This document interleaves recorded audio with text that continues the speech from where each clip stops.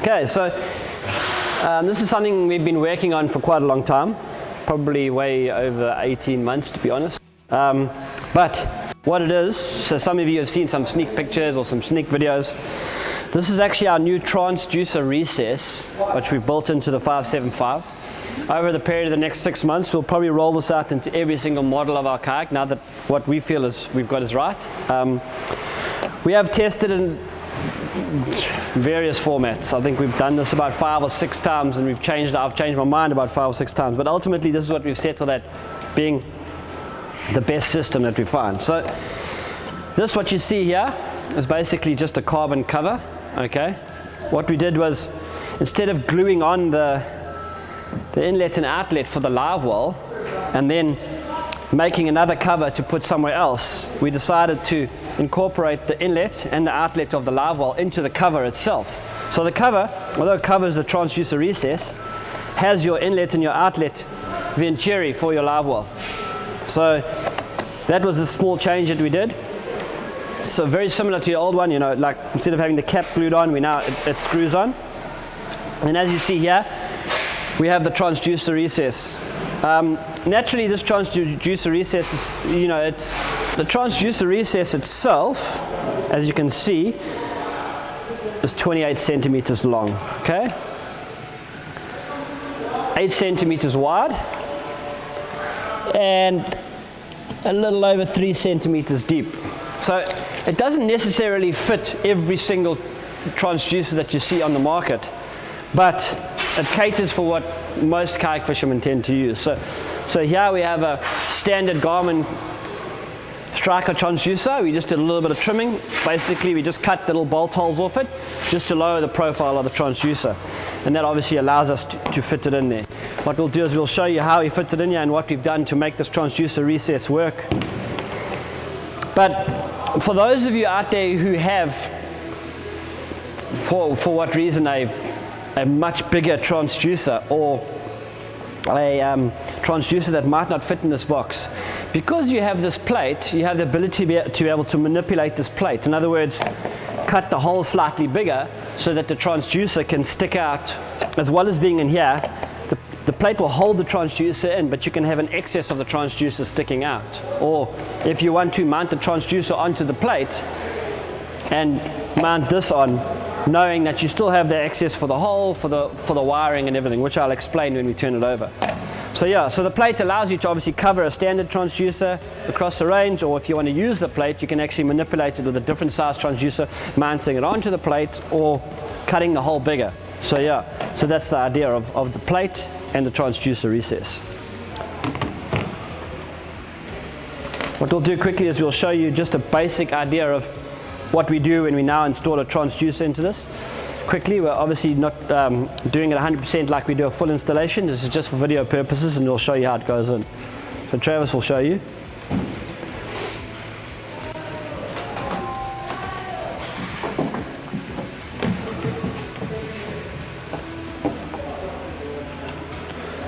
So that's the hole that we put in where the cable can run through. That hole has access directly into your fish hatch. Okay? We position the transducer over the hole. You can honestly position the transducer wherever you are, but we found positioning it over there is easier. We use a small piece of EVA. Just cut, you know, we just use an EVA piece. You cut to fit the transducer, just to hold the transducer, stop it from rattling and moving. And then obviously wherever you have the excess cable, we'll leave the excess cable in there. You'll pop the cover on. Internally in the boat we have aluminium plates with obviously sealed aluminium plates, which these screws don't directly go into the hull, so if they do fall out it'll be okay. And then we will screw the plate on with a very, very short screw just to hold everything in place.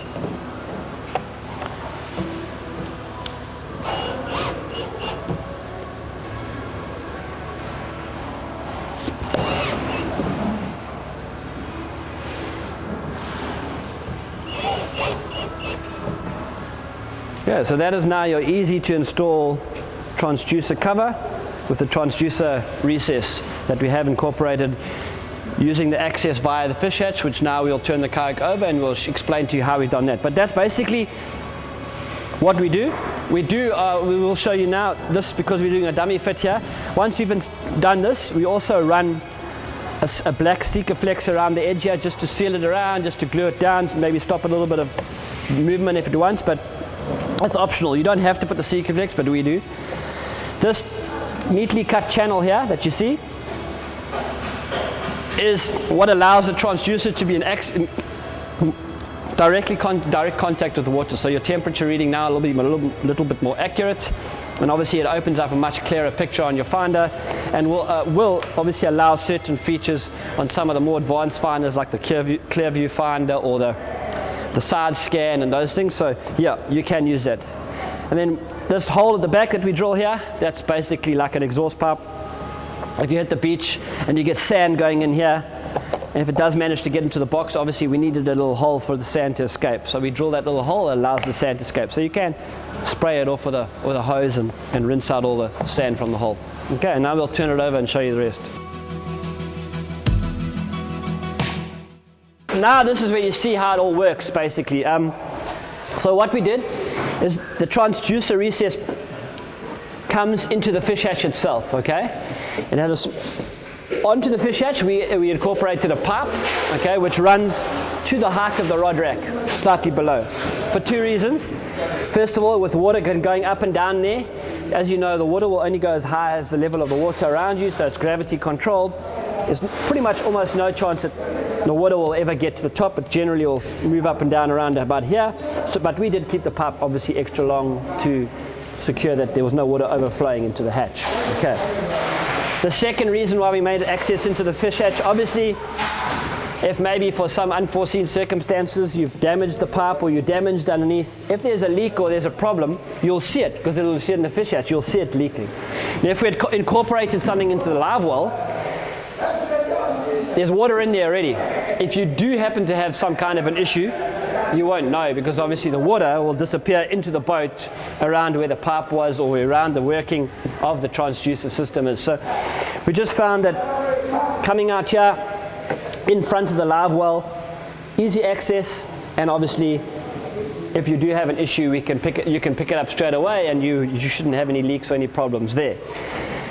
Then also what we did was we found was running the cables and stuff for the fish finder was a lot simpler for us through this pipe straight into the hatch. We were already working in the hatch, so there was no need to drill a hole between a live well or drill a hole in the side of the fish hatch or whatever anywhere else. So wherever we put the recess, it would have been maybe making another hole or access or a different way to do the cables, and we found that this is direct control of the cables straight into the hatch.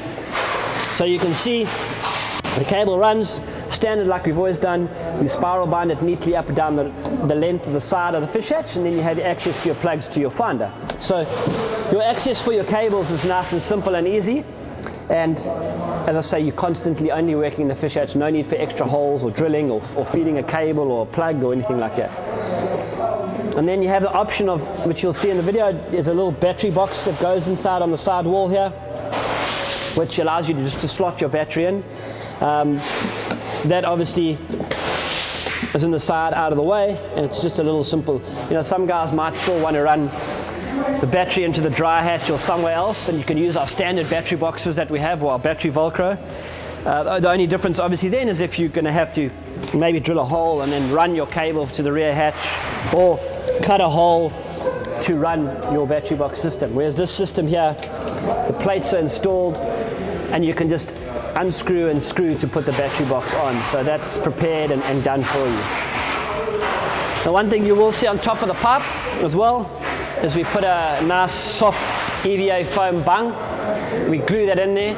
After you've run the cables, you glue that in. So basically that is bunged actually closed. You go upside down, water's not going to go inside the hatch. So we do seal it with a little bung on top. Yeah, and that's a very brief overview of how our transducer system works. Like I say, it's been a long time coming, a lot of work. You think something like this now feels so simple, but I can tell you it was 18 months of trial and error. We tried various different things. We tried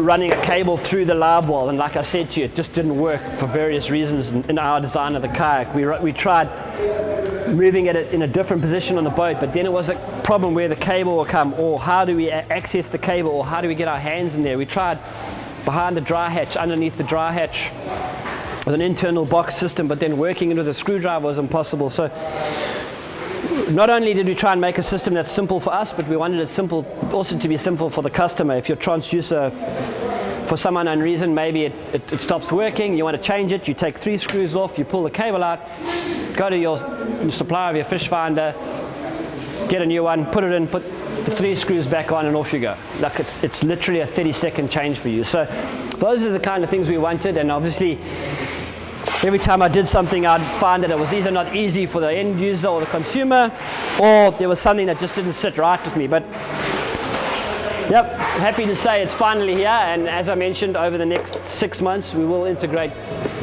this system into all our kayaks across the range, and hopefully going forward you all manage to get your hands on one of these new models. Cool.